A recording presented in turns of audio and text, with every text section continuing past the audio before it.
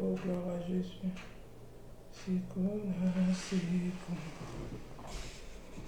Oh,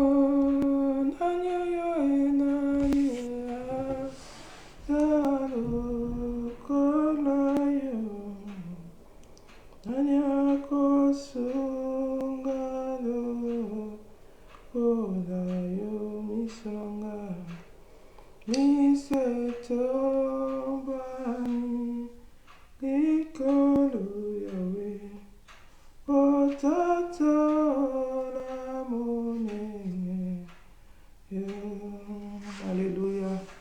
Shalom, shalom, shalom, bien-aimés.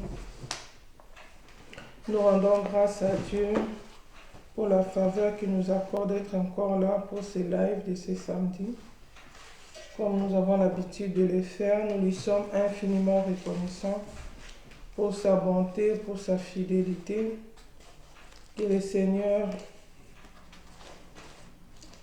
soit loué pour sa bonté. J'espère que toi aussi tu te portes bien. J'espère que le Seigneur a pris soin de toi comme il a pris soin de moi. C'est samedi, j'espère qu'il a pris soin de ta famille. Donc voilà, nous sommes là pour notre rendez-vous de chaque samedi. J'ai dit shalom à tous nos bien-aimés qui sont en train de nous suivre maintenant et à ceux qui auront l'occasion de nous suivre peut-être en différé. Que le Seigneur vous bénisse. Donc voilà, j'ai mis un thème, le thème que nous allons partager aujourd'hui. Alors avant de commencer, je voudrais bien prier. Seigneur, je te rends grâce. Je te bénis, le maître des temps et des circonstances. Je te dédie ces moments de live. Seigneur, règne à maître absolu, que je diminue, que toi tu croisses. Parle à ton peuple, édifie tes enfants. Je scelle ces moments par ton sang au nom de Jésus-Christ de Nazareth. Amen. Donc voilà, aujourd'hui nous allons partager sur le thème « Revenons à notre premier amour ». Alors notre thème, nous l'avons tiré du livre de Apocalypse. Apocalypse chapitre 2. Nous sommes dans Apocalypse chapitre 2. J'ai un problème avec mon autre téléphone, mon réseau n'est pas disponible. Donc je suis dans Apocalypse chapitre 2, versets 2 à 5. Je vais lire la parole de Dieu au nom de Jésus. La Bible dit ceci: « Je connais tes œuvres, ton travail et ta persévérance. Je sais que tu ne peux supporter les méchants, que tu as éprouvé ceux qui se disent apôtres et qui ne le sont pas, et que tu les as trouvés menteurs.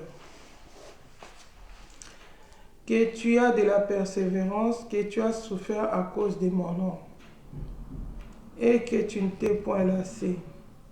Mais ce que j'ai contre toi, c'est que tu as abandonné ton premier amour. Souviens-toi donc d'où tu es tombé, répands-toi et pratique tes premières œuvres. Sinon je viendrai à toi et j'ôterai ton chandelier de sa place, à moins que tu ne te répandes. » Bien-aimés, ici, dans cette parole de Dieu, on nous dit, le Seigneur, c'est un entretien entre un enfant de Dieu et son Dieu. C'est un entretien entre le Créateur et la Créatrice, entre un disciple de Christ.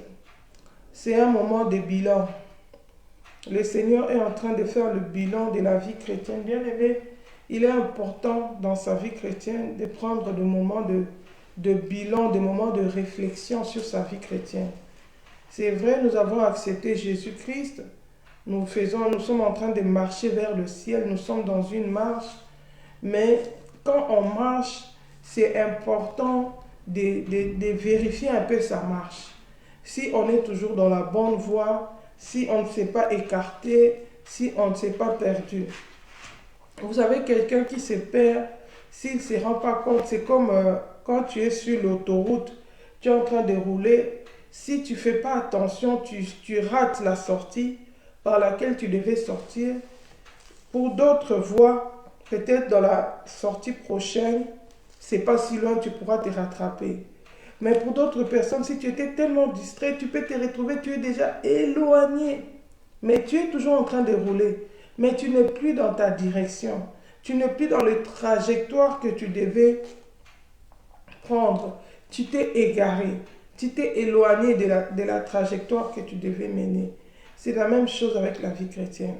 On commence sa vie chrétienne joyeuse. On a rencontré Christ. On est dans la joie d'avoir rencontré Christ.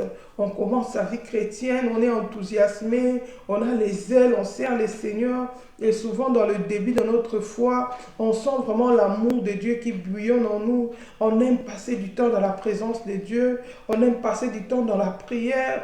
On aime passer du temps dans la lecture de la parole de Dieu. On peut se lever la nuit pour lire la Bible, pour méditer la parole. On trouve sa joie à demeurer avec les enfants de Dieu. Et même quand on se rencontre entre enfants de Dieu, on prend le temps pour partager la parole de Dieu. Si moi j'avais médité tel verset, comment toi tu comprends ça? En tout cas, j'ai fait telle expérience. Le Seigneur m'a donné tel message. Nous devons intercéder. Nous devons prier. Regarde les conversations des gens qui sont dans le premier amour, qui ont ces ailes-là, qui commencent leur relation avec Christ. L'amour de Dieu, c'est comme Jésus dit, les ailes de ta maison me dévorent. Il est dévoré par les ailes de la maison de l'Éternel. Oh, il y a quelqu'un qui est dans son premier amour. Il peut même se priver la nourriture pour l'œuvre de Dieu. La Bible nous montre l'exemple de Jésus. Il était tellement zélé. Il voulait tellement racheter le temps qu'un jour il avait même faim. La Bible dit qu'il avait faim. Et ses disciples sont allés chercher la nourriture dans la ville de Sichem. Ils sont partis chercher la nourriture. Il est resté. Il n'a pas dit non, j'ai faim.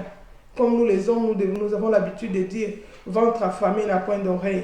J'ai faim, je suis fatigué, je ne peux rien faire. Non, Jésus n'a pas considéré le fait qu'il avait faim. Quand la femme samaritaine est arrivée, il a commencé à prendre soin de cette âme-là. Il a commencé à prendre soin de l'âme de la femme samaritaine. Ces jours-là, non seulement une âme a été sauvée, mais toute une ville a été gagnée au Seigneur. Pourquoi? Parce que la chair n'a pas pris les devants. Jésus n'a pas regardé que j'ai faim, que je mange d'abord. Non, il a sacrifié sa famille.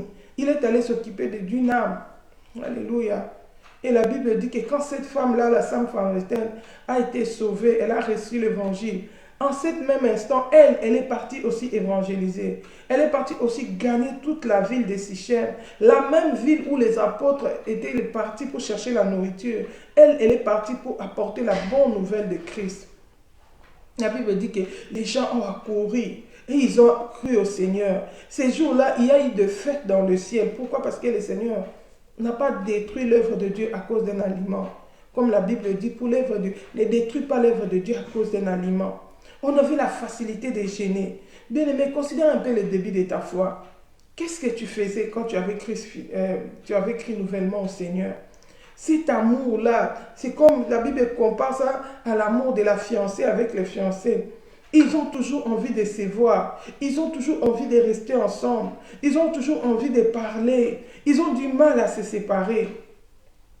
Bien-aimé, c'est cette chaleur d'amour-là que nous devons tout le temps avoir à l'égard de notre Dieu. C'est cette chaleur d'amour-là que nous devons conserver dans la présence de Dieu. Aimer la présence de Dieu. Aimer, la Bible dit, quand on nous montre l'Église dans Actes des Apôtres, chapitre 2, on nous montre la vie de l'Église. Quand l'Église a commencé nouvellement, le premier amour est démontré dans le livre de Actes, chapitre 2. La Bible dit, la conduite des chrétiens qui avaient nouvellement cru au Seigneur, c'était comment? Ils étaient zélés. Ils servaient les seigneurs. Alléluia. Dans Actes chapitre 2, verset 44, la Bible dit, tous ceux qui créent, la Bible dit, je peux commencer même au verset 37 pour comprendre l'histoire, les jours de la naissance de l'Église. Parce que des fois, quand on dit reviens à ton premier amour, les gens ont du mal à se définir les premiers amours. Ils ont du mal parce que peut-être lui-même, il ne connaît pas de premier amour. Il n'a pas expérimenté les premiers amours. Peut-être lui, on lui a dit seulement viens à l'église. Il a commencé à venir à l'église. Peut-être qu'il a été mal évangélisé. Peut-être qu'il a raté sa conversion. Aujourd'hui, il y a beaucoup de gens qui ont été mal évangélisés. Il y a beaucoup de gens qui n'ont pas connu la vérité. Il y a beaucoup de gens qui restent même dans les églises jusqu'à aujourd'hui, mais qui n'ont jamais rencontré Jésus. Personnellement. Ils entendent parler de Jésus, mais ils n'ont jamais expérimenté la rencontre personnelle avec Christ. C'est comme Samuel. Samuel, c'était un enfant que ses parents avaient amené à l'église. Samuel, on ne l'avait pas évangélisé. On l'a seulement amené à l'église. Il était petit. C'était les parents qui ont fait l'alliance avec Dieu. C'est la maman qui a demandé Samuel auprès du Seigneur et qui a fait une alliance avec le Seigneur. Il a dit, si tu me donnes cet enfant, je te prêterai cet enfant. Et quand l'enfant est né, la maman a accompli la promesse qu'elle avait faite au Seigneur. Elle est partie prêter l'enfant au Seigneur. Mais Samuel n'avait pas encore rencontré personnellement le Seigneur. Il vivait au temple, mais il ne connaissait pas le Dieu du temple. Il avait entendu parler du Dieu du temple. Parce qu'il voyait les sacrificateurs Élie qui étaient au temple. Il voyait les finés, tout ça, qui étaient dans le temple. Mais il n'avait pas encore rencontré le Seigneur personnellement. Il a fallu qu'un jour Samuel puisse croiser, que le Seigneur puisse se révéler à lui. Aujourd'hui, il y a beaucoup de chrétiens comme ça, qui sont seulement venus à l'église, qui ont entendu parler du Saint-Esprit. Ils ne connaissent pas le Saint-Esprit. Ils ne connaissent pas personnellement le Saint-Esprit. Ils n'ont jamais fait d'expérience avec le Saint-Esprit. Ils ne connaissent pas la voix du Seigneur. Le Seigneur ne leur parle pas. Ils n'ont pas d'intimité personnelle avec Dieu. Quand tu dis à une telle personne, tu lui dis, reviens à ton premier amour, il cherche à comprendre le premier amour là, c'est quoi là? Parce qu'il ne connaît pas ça. Lui, il est seulement venu à l'église. On lui a dit, si tu viens là-bas, Dieu va te guérir. Il est venu. Et depuis qu'il est là, il attend la guérison. Il y en a même qui commencent à se fatiguer. Parce qu'on lui avait dit que s'il vient à l'église, il va avoir la guérison. Sa guérison tarde. On lui avait dit que s'il vient à l'église, il va avoir les mariages. Lui, il est venu chercher les mariages. Il n'est pas venu par amour de Dieu. On ne lui a pas parlé de la personne de Christ. Il n'est pas tombé amoureux de Christ. Il est seulement venu à l'église. Il n'a jamais expérimenté la repentance, la vraie repentance. Il n'a jamais expérimenté la conversion. Bien-aimé, les premiers amours, c'est l'amour qui nous pousse à la repentance, qui accompagne nos premiers pas dans le Seigneur. Quand on a rencontré Jésus fraîchement, quand on a compris la grandeur de l'amour de Dieu pour nous, quand on prend la décision de se séparer du monde, d'aimer le Seigneur, de le servir lui et lui seul. C'est ça le premier amour. La Bible dit ici, dans Actes 2, chapitre verset 37, la Bible dit, après avoir entendu ces discours, ils eurent le cœur vivement touchés. Et ils dirent à Pierre et aux apôtres, hommes frères, que ferons-nous? Pierre leur dit, repentez-vous, et que chacun de vous soit baptisé au nom de Jésus-Christ, pour le pardon de vos péchés, et vous recevrez les dons du Saint-Esprit. Bien-aimés, ici il y a des nouvelles naissances qui sont en train de s'opérer. Il y a des repentances qui sont en train de se faire. Il y a des gens qui sont en train de donner leur vie à Christ. Bien-aimés, la vraie évangélisation commence comme ça. La vraie naissance, la vraie nouvelle naissance commence de cette manière. On t'a parlé de Christ. Tu as écouté la parole. Bien-aimé, si on regarde l'évangélisation, le message de Pierre, quand il a évangélisé ses premiers chrétiens ici, quand il a évangélisé ces juifs ici, il n'était pas parti avec un langage de flatterie. Il n'a pas présenté les miracles, il a présenté Christ. Alléluia. Il est passé par la circonstance du baptême du Saint-Esprit. Alléluia. La circonstance, c'était quoi? Le Saint-Esprit est descendu. Il y a eu un bruit. La puissance de Dieu s'est déversée. Ils ont commencé à parler en langue. Cet événement-là a attiré du foule. Et quand ces foules-là sont venues, c'est la circonstance que le Seigneur a créée. Bien aimé, là c'était le baptême du Saint-Esprit. Ça peut être peut-être un miracle. Ça peut être peut-être quelque chose qui s'est passé, qui a attiré les foules. Mais quand les gens viennent, ils doivent être entrés en contact avec la vraie parole pour qu'ils puissent se repentir. Alléluia. La Bible dit, quand les gens sont venus, ils cherchaient à comprendre qu'est-ce qui s'est passé. Parce qu'ils les entendaient parler dans leur langue de merveilles de Dieu. Il dit, c'est quoi ça? Qu'est-ce qui arrive? Les gens sont étonnés. Et Pierre, la Bible dit au verset 14, alors Pierre se présenta avec les 11, éleva la voix et leur parla en ces termes. Hommes, frères, et vous tous qui séjournez à Jérusalem, sachez ceci et prêtez l'oreille. Quand Pierre a commencé à expliquer ce qui s'est passé, il a commencé à expliquer que ces gens-là ne sont pas ivres. C'est la promesse que Dieu avait accomplie. Que Dieu a accompli la promesse qu'il avait donnée. Il avait dit qu'il va répandre son esprit sur toute chair. Alléluia. Alléluia. Verset 16, il dit, mais c'est ici ce qui a été dit par le prophète Joël. Dans les derniers jours, dit mon Dieu, je répandrai de mon esprit sur toute chair. Vos fils et vos filles prophétiseront. Vos jeunes gens auront des visions. Et vos vieillards auront des songes. Oui, sur mes serviteurs et sur mes servants, dans ces jours-là, je répandrai de mon esprit. Et ils prophétiseront. Je ferai paraître des prodiges. Il commence à expliquer. Il commence à présenter Jésus-Christ. Il a introduit par cette parole. Et il commence à les présenter Christ. Il commence à les montrer comment ils ont crucifié Jésus-Christ. Au verset 32, la Bible dit, il leur dit, c'est Jésus que Dieu a ressuscité. Nous en sommes témoins. La Bible dit au verset 29, il commence à introduire Christ. Hommes, frères, qu'il me soit permis de vous dire librement au sujet du patriarche David, qu'il est mort, qu'il a été enseveli et que son sépulcre existe encore aujourd'hui parmi nous. Comme il était prophète et qu'il savait que Dieu lui avait promis avec serment de faire asseoir un de ses descendants sur son trône. C'est la résurrection de Christ. 31, il introduit Christ. Qu'il a prévu et annoncé en disant qu'il ne serait pas abandonné dans le séjour des morts et que sa chair ne verrait pas la corruption. C'est Jésus que Dieu a ressuscité. Nous en sommes tous témoins. Élevé par la droite de Dieu, il a reçu du Père le Saint-Esprit qu'il avait été promis. Et il a répandu comme vous le voyez, l'entendez. Car David n'est point monté au ciel, mais il dit de lui-même, le Seigneur a dit à mon Seigneur, assieds-toi à ma droite, jusqu'à ce que je fasse de tes ennemis ton marchepied. Que toute la maison d'Israël sache donc avec certitude que Dieu a fait Seigneur et Christ. C'est Jésus que vous avez crucifié. Bien aimé, il parle de Jésus. Il présente Jésus. La Bible dit, quand les Juifs ont entendu cela, ils ont compris que nous avons crucifié le Christ. Leur cœur a été vivement touché. Bien aimé, c'est la même chose quand on nous évangélise, quand on nous parle de Christ, quand on nous parle du salaire du péché qui est la mort, quand on nous parle du don gratuit de Dieu qui est en Jésus-Christ. On nous demande de recevoir Jésus-Christ comme Seigneur et Sauveur.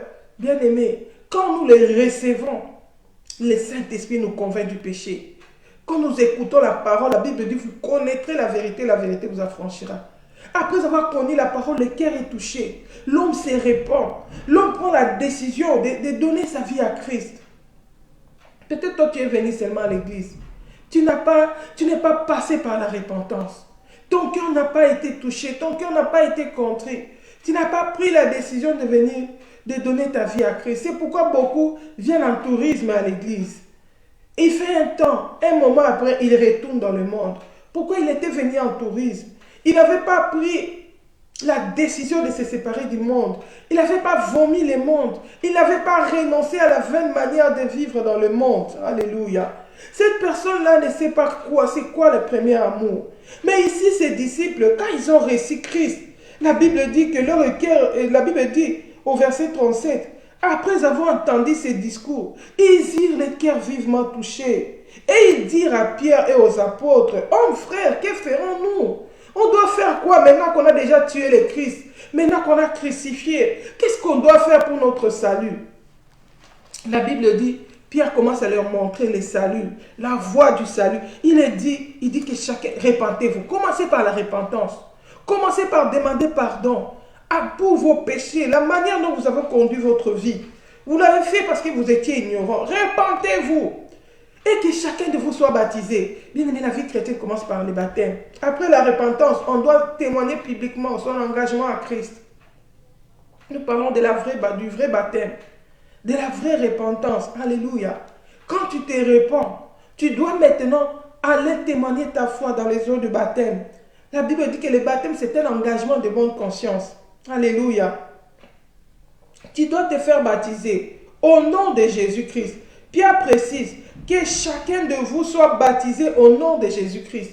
Pas au nom de quelqu'un, pas au nom d'une dénomination, pas sous les drapeaux, non, par immersion au nom de Jésus-Christ. Que chacun de vous soit baptisé. Pour le pardon de vos péchés, vous recevez les dons du Saint-Esprit. Bien-aimé, quelqu'un qui s'est repenti réellement, qui a pris la décision de suivre Christ, qui est parti se faire baptiser, cette personne-là, le Saint-Esprit, quand l'engagement est sincère, le ciel témoigne cela par le don du Saint-Esprit. Parce que celui qui envoie le Saint-Esprit, c'est le Seigneur. Quand il voit un cœur repenti, un cœur qui a besoin de lui, la Bible dit quoi? Il y aura le don du Saint-Esprit qui va venir. La Bible dit, ces chrétiens, ces juifs, ces gens ont écouté la parole de Dieu. Et ils ont accepté la parole de Dieu. La Bible dit, car la promesse est pour vous, pour vos enfants, et pour tous ceux qui sont au loin, en aussi grand nombre que le Seigneur notre Dieu les appellera. Toute personne qui est appelée de Dieu doit passer par ce chemin-là. La Bible dit, et par plusieurs autres paroles, il les conjurait, les exhortait, disant, sauvez-vous de cette génération perverse. Dans le monde, il y a la perversité. Dans le monde, il y a la destruction. Mais l'Esprit nous exhorte à nous sauver de cette génération perverse. La Bible dit, ceux qui acceptèrent la parole, les premiers chrétiens, ceux qui acceptèrent la parole, la Bible dit, ils ont accepté, ils ont cru à la parole. Qu'est-ce qu'ils ont fait? Ils ont commencé par l'obéissance. La Bible dit, ceux qui acceptèrent sa parole furent baptisés. Ils sont partis prendre le baptême au nom de Jésus-Christ. En ces jours-là, le nombre de disciples s'augmenta environ 3000 âmes. 3000 âmes ont été sauvées. Ces jours-là, 3000 âmes ont donné leur vie à Christ. Mais aujourd'hui, qu'est-ce que nous voyons? Quand le Seigneur opère un miracle, au lieu qu'au travers de ces miracles-là, qu'on puisse présenter Christ, que les gens puissent donner leur vie à Christ, que les gens puissent se sauver de la génération perverse, se débarrasser du péché, se repentir, prendre la décision de suivre Christ. Mais aujourd'hui, quand les gens viennent, c'est le culte de personnalité. On présente l'instrument au lieu de présenter Dieu. On présente les pasteurs ou les leaders ou la personne qui a fait le miracle. On commence à faire un culte de personnalité. On détourne les regards de Dieu vers l'auteur et la consommation les regards des hommes vers Dieu. On braque les regards des hommes vers les hommes. Et c'est comme ça que les hommes ont commencé à adorer la créature au lieu d'adorer les créateurs.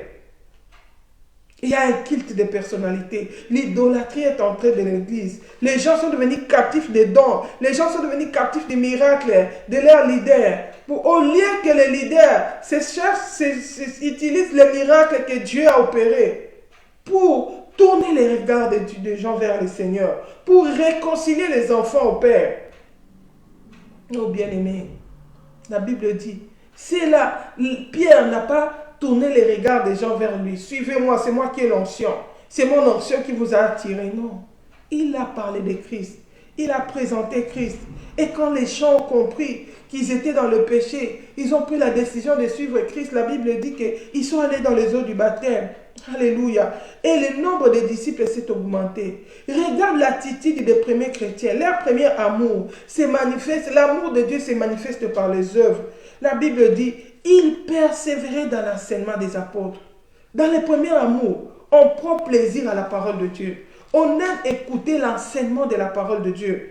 Il persévérait. Ce n'est pas que je suis l'enseignement aujourd'hui et demain j'abandonne. Il demeurait dans ça.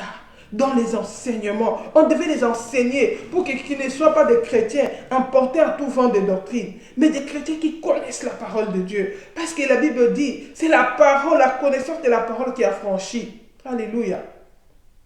La Bible nous montre dans Actes des Apôtres, Shalom Lydia, dans Actes des Apôtres, chapitre 8, dans Jean chapitre 8, versets 30 à 32. Un jour, quand Jésus enseignait, quand il avait évangélisé, la Bible dit que beaucoup de Juifs ont crié à lui.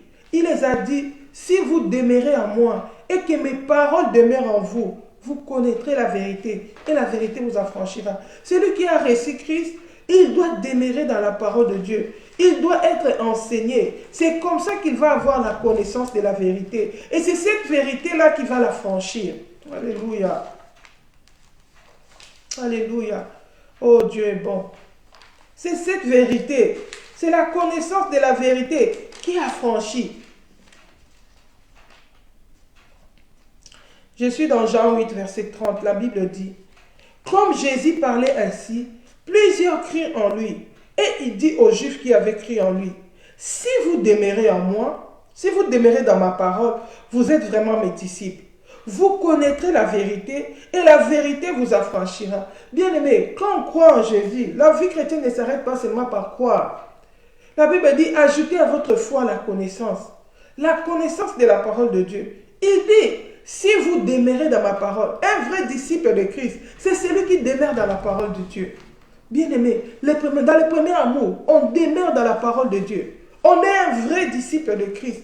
On mène sa vie conformément à la parole de Dieu. Alléluia. La Bible dit, je retourne dans Acte 2, ceux qui avaient accepté la parole, persévéraient dans l'enseignement des apôtres, dans la communion fraternelle. Bien-aimés, ils avaient la communion. Ils aimaient demeurer ensemble. La communion, c'est l'unité. Alléluia. Dans la communion fraternelle, pas dans les querelles, pas dans les divisions, pas dans la médisance, pas dans les calomnies. Oh bien-aimés, mais ils demeuraient ensemble, dans la joie de Dieu, dans l'unité de la foi. La Bible dit, dans la fraction de pain et dans les prières. Bien-aimés, aujourd'hui, les chrétiens ne peuvent même plus se permettre de demeurer dans la fraction du pain. Aujourd'hui, tout le monde se promène avec son miel.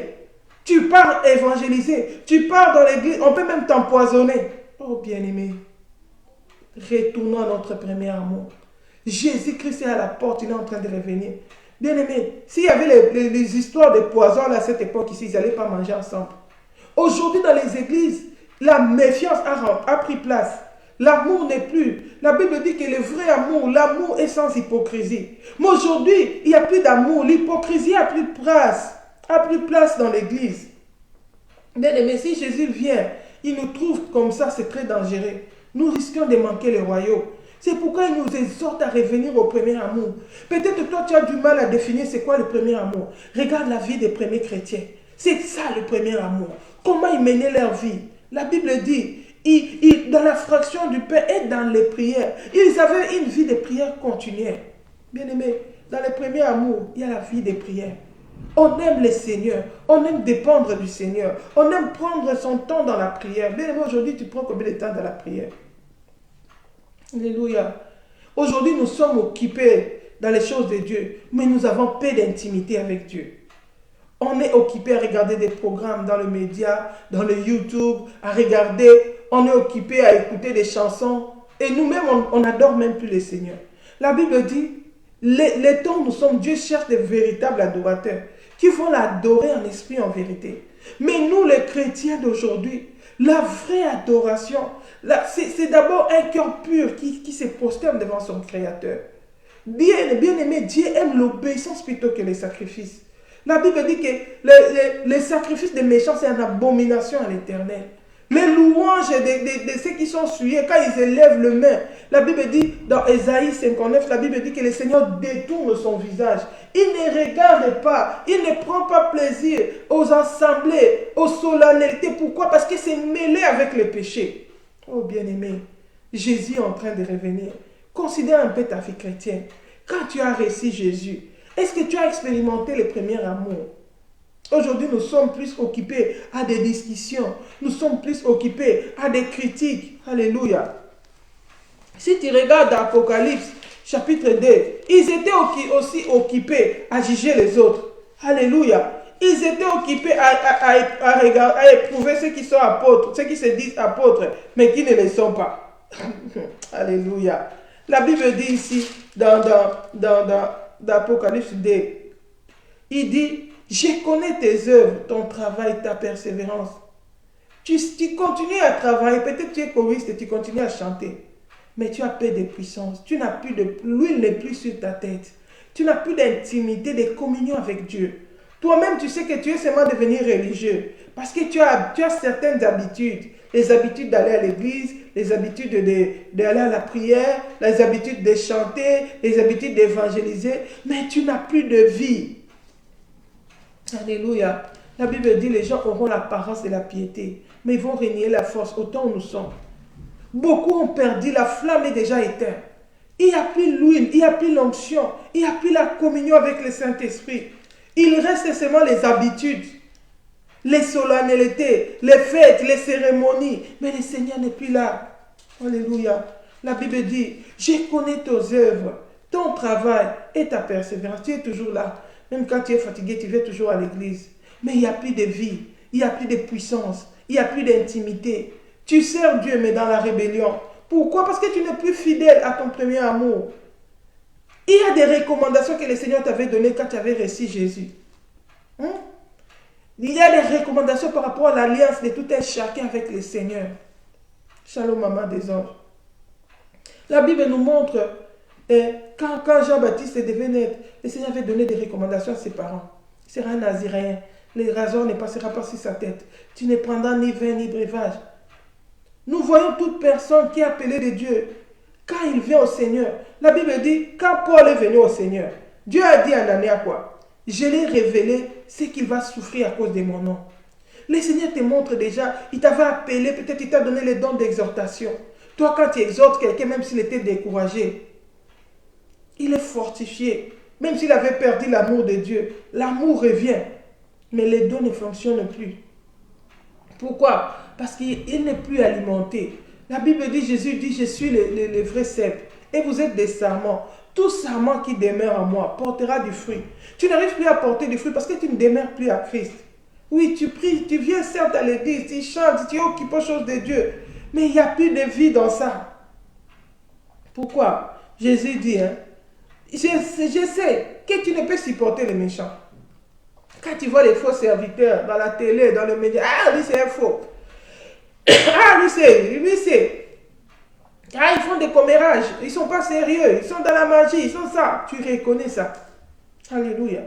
Mais ça n'améliore pas pour autant ta relation avec Dieu. Alléluia. La Bible dit, je sais que tu ne peux supporter les méchants. Quand tu vois la méchanceté, tu condamnes ça. Oui, Dieu sait ça. Que tu as éprouvé ceux qui se disent apôtres et qui ne le sont pas. Que tu les as trouvés menteurs. Ah, lui, c'est un faux serviteur de Dieu. Ah, lui, oui, ça c'est bien, tu connais. Mais il y a aussi quelque chose que le Seigneur a contre toi. Il dit que tu as de la persévérance. Oui, tu continues à prier. Tu continues à avoir la foi en Dieu. Oui, dans tes débuts, tu as souffert pour le Seigneur. On t'a critiqué. Ah, tu connaissais que moi j'en dirais pour le Seigneur. Que tout ce que j'ai fait comme sacrifice pour le Seigneur les connaît, il n'oublie pas. Parce qu'il a un livre de souvenirs où il écrit tout le bien que nous faisons. Mais bien aimé, n'oublie pas, la Bible dit, les justes et les jours où il abandonnera sa justice, il ne sera pas sauvé pour autant. Il mourra à cause de son péché. Le Seigneur veut que nous puissions persévérer dans la justice, dans la crainte de Dieu. Que nous n'aurons pas des palmarès du passé. Moi, quand j'avais au cœur Seigneur, nous, quand on avait commencé, non, que tu sois présent. Le Seigneur est Emmanuel, Dieu avec nous. Il est le même hier, aujourd'hui, éternellement. Que ta relation avec le Seigneur soit le même. Tu demeures dans ton premier amour. Il dit, mais c'est que j'ai contre toi. C'est que tu as abandonné ton premier amour. Souviens-toi donc d'où tu es tombé, répands-toi. Tu sers le Seigneur, c'est bien. Mais quand tu abandonnes le premier amour, tu n'es plus agréable au Seigneur. Quand tu abandonnes le premier amour, tu n'es plus agréable au Seigneur. Regarde ces chrétiens, quand ils ont reçu nouvellement l'évangile, ils persévéraient dans l'enseignement, dans la communion fraternelle. Aujourd'hui, tu n'arrives même plus à méditer, à lire la parole de Dieu. Quand tu lis, tu t'endors. Tu ne comprends pas, tu c'est devenu comme un journal, c'est devenu comme tu es voilé. Or, la Bible dit quoi? La Bible dit heureux, c'est qui demeure. Alléluia. Un vrai enfant de Dieu qui est dans son premier amour, c'est quelqu'un qui prend son plaisir de la loi de l'Éternel. Il ne demeure pas en compagnie des moqueurs. Ces nouveaux chrétiens ici ne demeuraient pas en compagnie des moqueurs, mais ils prenaient leur plaisir de la loi de l'Éternel. La Bible dit qu'ils étaient chaque jour assidus au temple. Ils étaient zélés. La Bible dit ici, je suis dans Psaume chapitre 1, verset 1. La Bible dit, heureux l'homme qui ne marche pas selon les conseils des méchants, qui ne s'arrête pas sur la voie des pécheurs, et qui ne s'assied pas en compagnie des moqueurs. Bien aimé, celui qui a le premier amour, l'amour de Dieu, il ne peut pas demeurer avec les moqueurs. Alléluia. Il ne s'assied pas en compagnie des moqueurs. Il ne s'arrête pas sur la voie des pécheurs. Quels sont tes amis aujourd'hui? Avec qui tu passes ton temps? Dans le travail, quand les gens sont en train de calomnier, de dire des insanités, toi aussi tu ouvres ta bouche, tu rigoles, tu participes. Mais dans ton premier amour, ce n'était pas comme ça. Tu ne vas pas participer parce que tu ne veux pas t'essuyer. Quand les autres sont en train de raconter n'importe quoi à la maison, on va te trouver en train de lire ta Bible. Ah, toi aussi, c'est mal la Bible, parle aussi avec les gens. Parce que quand tu deviens spirituel, ceux qui sont charnels ne vont pas te supporter. Il faut commencer à te critiquer. Pendant la pause, quand les gens disent des bêtises, toi tu es là, tu médites la parole. Tu manges, tu médites ta parole. Le premier amour. Les ailes, les gens dorment, tu te réveilles la nuit, tu pries, tu aimes la présence de Dieu. Alléluia. La Bible dit, celui qui est dans son premier amour, qu'est-ce qu'il fait? Il dit, mais qui trouve son plaisir dans la loi de l'Éternel et qui la médite nuit et jour. Regarde la conduite de la personne qui est dans le premier amour. Il trouve son plaisir dans la loi de l'Éternel. Quand tu trouves ton plaisir dans les Hollywood, les séries télévisées, tu trouves ton plaisir dans le football, dans les sports, tu es déjà dans la rétrogression, tu es déjà dans la distraction, tu as déjà abandonné ton premier amour. Toi, tu trouves ton plaisir dans l'alcool. Quand tu bois là, tu as tous les dents dehors, tu commences à sourire, c'est là que tu trouves ton plaisir. Non, un vrai enfant de Dieu, il trouve son plaisir dans la loi de l'Éternel. Il médite la parole de Dieu. Quand il médite la parole de Dieu, il est rassasié. C'est comme du miel.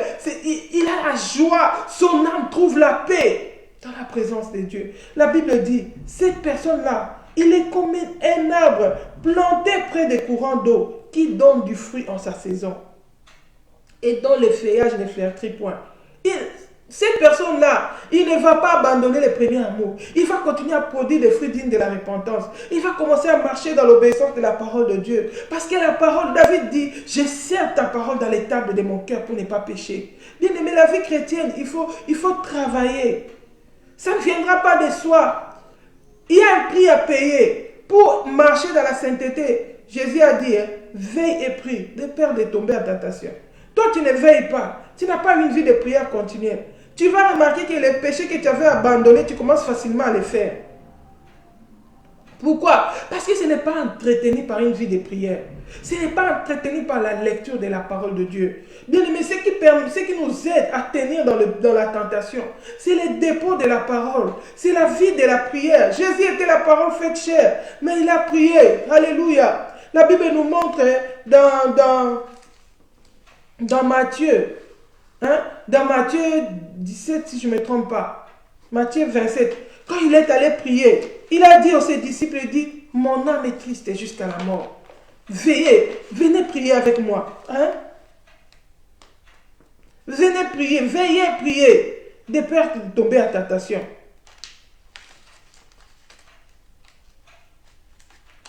Il dit, veillez prier. Jésus était Dieu. Est-ce qu'il avait besoin de la prière? Est-ce qu'il avait besoin de la prière? Mais il a fait pour nous. Alléluia. Il a fait pour nous. Il a fait pour nous. Matthieu, chapitre 26. La Bible dit, et asseyez-vous ici pendant que, verset 37. Matthieu 26, verset 37. Il prit avec lui Pierre et les deux fils de Zébédée, et il commença à éprouver de la tristesse et des angoisses. Il leur dit alors, mon âme est triste jusqu'à la mort. Restez ici et veillez avec moi. Jésus était Dieu. Mais en tant qu'homme, il avait la chair. Il a éprouvé la tristesse. Les angoisses ont commencé à saisir sa vie. Qu'est-ce qu'il a fait? Il a recouru à la prière. Il a pris les apôtres. Il prie avec lui Pierre et les deux fils de Zébédée. C'est Jean et Jacques. Il les a pris, Pierre, Jean et Jacques. Et il a commencé à éprouver de la tristesse parce qu'il approchait de la mort. Et des angoisses. Il était angoissé. Il avait peur. Il était angoissé. La Bible dit, il leur dit, mon âme est triste. Il les a monté son humanité. En tant qu'homme, il a éprouvé la tristesse. Il n'a pas dit que non, moi je suis Dieu, je suis toujours fort. Bien-aimé, tout chrétien, nous avons aussi nos moments de faiblesse. Ça peut arriver, les angoisses peuvent te saisir. La tristesse peut te prendre. Pourquoi? Parce que tu traverses un événement. Jésus devait affronter la mort. Il a eu peur de la mort. Il a été angoissé. La Bible dit, qu'est-ce qu'il a fait? Il a dit, restez ici et veillez avec moi. Il a demandé qu'on puisse te soutenir dans la prière. Que Pierre, Jean, Jacques viennent veiller avec lui dans la prière. Puis, il les a laissés. Il a fait quelques pas en avant. Il se jeta, il jeta sa face sur... La Bible dit, puis ayant fait quelques pas en avant, il se jeta sur sa face et pria ainsi, mon Père, s'il est possible, que cette coupe s'éloigne de moi. Toutefois, non pas ce que je veux, mais ce que tu veux. Et il vint vers les disciples qu'il trouva endormis. Et il dit à Pierre, vous n'avez donc pas pu veiller 1 heure avec moi.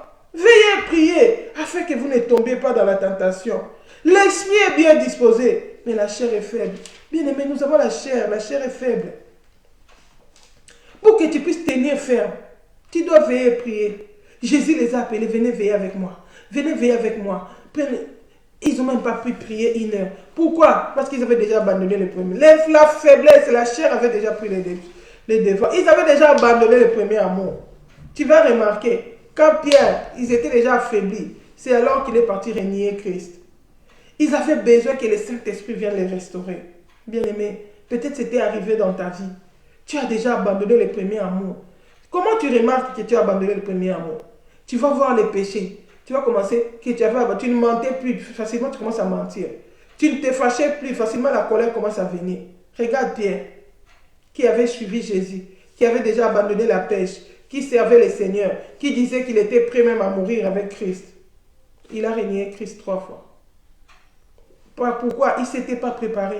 Pendant que Jésus priait, éveillé, lui dormait.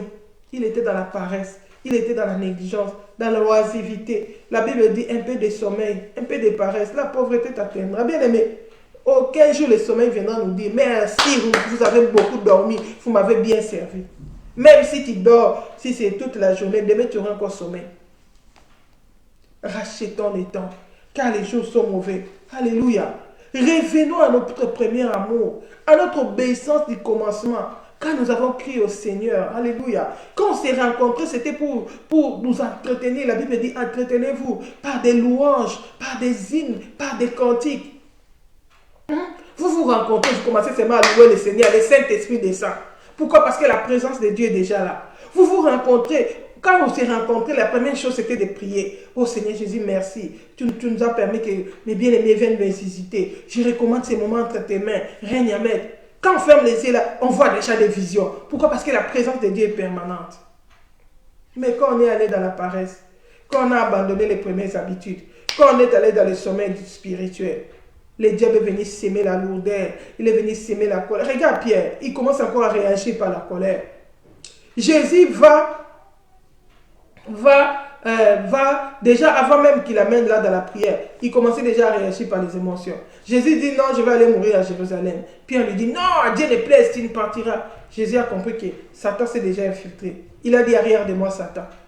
Il a chassé Satan. Mais il a pris Pierre pour qu'ils aillent prier, veiller ensemble. Mais malgré ça, Pierre, au lieu de comprendre, de saisir la leçon, la chair toujours, il s'est endormi. Pendant que Jésus priait, il dit, même 1 heure, vous n'arrivez pas. Mais comment vous allez tenir? Bien aimé, ils n'ont pas tenu. Quand on est venu arrêter Jésus, Pierre a pris le couteau, il a coupé l'oreille. Il a oublié que Jésus avait dit, les combats que nous avons, ce n'est pas charnel. Nous ne combattons pas contre la chair et le sang, mais contre les principautés, les dominations des esprits méchants. Le royaume de Christ n'était pas terrestre. Jésus lui dit, l'exhorte cette fois-ci, dit Pierre, ne borrai-je pas la coupe qui m'est destinée?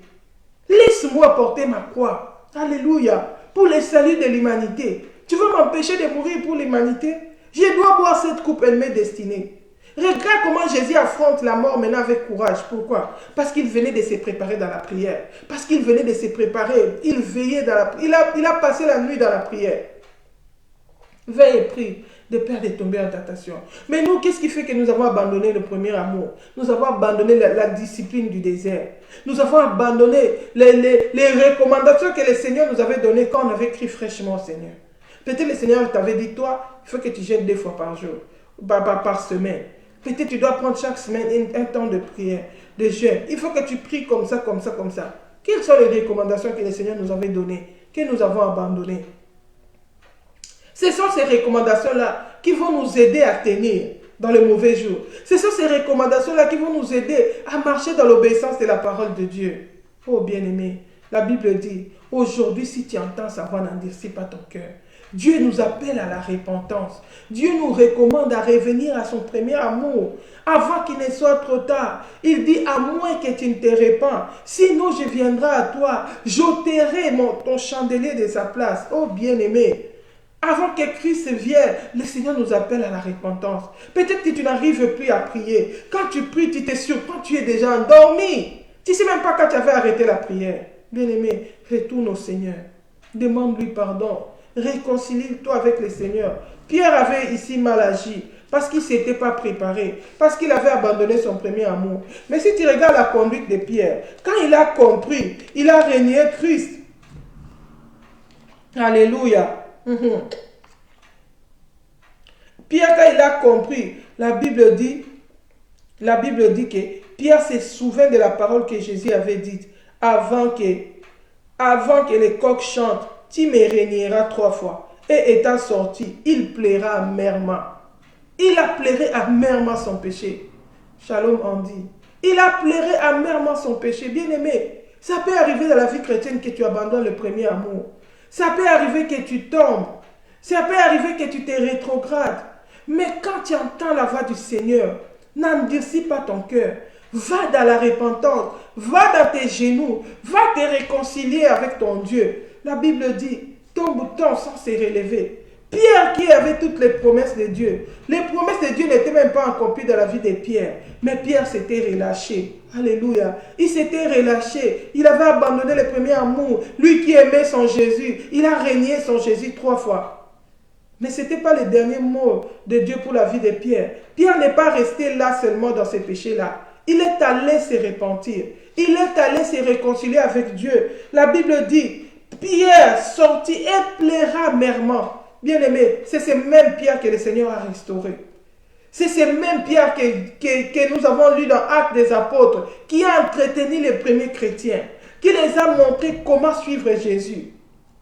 Alléluia. Parce qu'il avait tiré la leçon.